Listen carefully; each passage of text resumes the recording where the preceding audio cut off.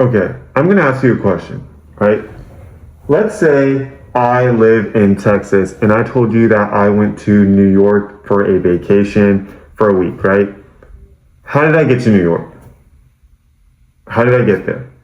If your thought is, oh, you probably just got there by plane, I mean, that's a very likely possibility, but also I could have taken a car, I could have gone by train, I could have flown in a boat. The point is, there's more than one way to get to New York, just as in life, there's more than one answer, one assumption to everything in life. When it comes to assumptions, they can be so detrimental because we like to think of them as fact, and we can really, really hurt ourselves in the feelings and sometimes even damage relationships with others by making our assumptions seem so black and white. It either has to be this way or it has to be that way. And that is what the point of this video here is today. So let's strap in and let's talk about it.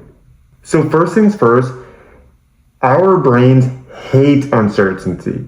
You know, some people like to say, oh, I'd like to live life on the edge, or, you know, always do things without knowing what's coming up next. Like, okay, sure. But like, that's not how our brains actually work. Like our brains fill in the blanks. Like I'm sure a lot of you have already heard and like have read up on like how many thoughts that we get in a single second, where it's our brains are always like bouncing off. And when you like, listen, like, why are we afraid of the dark?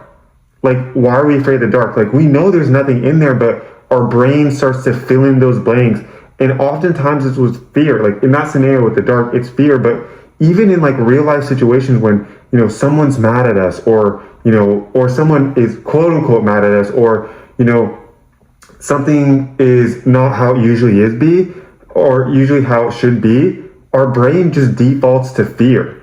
And that's just how it works sometimes. And, you know, that's why I feel like if you get better at training yourself to not default to fear, and it's not like an easy thing, it's easier said than done, you would live a much more calm and peaceful life.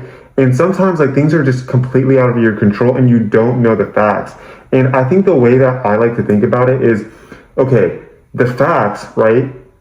Though that's like the cliff that you're standing on, right? You're standing on these actual facts, things that you know. As soon as you start basing things and making conclusions off of assumptions, that's when you're jumping off. Like that's where the saying, you're jumping to conclusions. And so I'll give you an example, right? I recently went through a breakup, and this person, I know that's a crazy transition from wholesome analogies to this detox. Anyways, so I went through a breakup, and this person like completely like discarded, like 100%, like didn't even bother saying happy birthday. And my birthday was 2 weeks after the breakup, and their birthday was 2 weeks before. And I was just completely distraught because I went all out for their birthday, and it was weird because their mom even said happy birthday to me, but they didn't. And I was just running through all these thoughts in my head, like, man, like this person like didn't say happy birthday because, man, they didn't really care about me. Man, they hate me. Or I don't even, like, I was coming up with all these things, but while I'm coming up with all these things, like, I genuinely don't know why it could be as simple as like, this person was a bad person.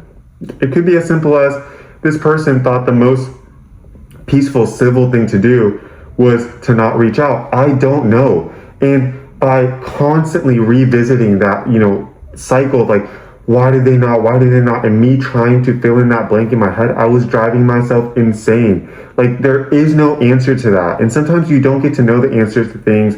And it doesn't even have to be as deep as this breakup that I talked about. It could be, you know, your coworkers or a classmate, right? Like they're walking in and they don't say hi like they usually do, right? It sometimes has nothing to do with you. It has something to do with their life. And all you know is that, okay, this person is upset. That's all you know. That's all the facts that you're standing on. And then as soon as you jump to, oh, it's because I said something wrong, or, you know, they're mad at me, or they're sad at me, or whatever, that's where you're jumping off. And that's where you just put yourself in this like meaningless and very detrimental spiral.